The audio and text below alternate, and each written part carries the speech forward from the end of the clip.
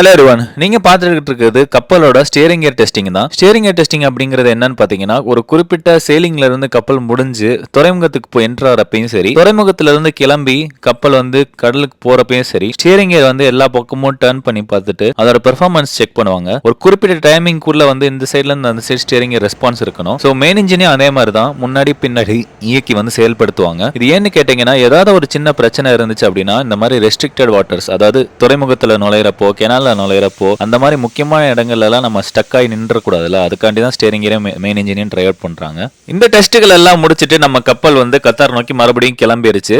அதாவது சில கடல் மைல் தொலைவுக்கு முன்னாடியே பாத்தீங்கன்னா கத்தார்ல இருக்கிற ஒரு ஆயில் ரிக்ஸ், அதாவது ஆஃப்ஷோர் ஆயில் ரிக்ஸ்ன்னு சொல்லுவாங்க. இதுல இருந்து தான் எண்ணெயும் கேஸும் எடுப்பாங்க.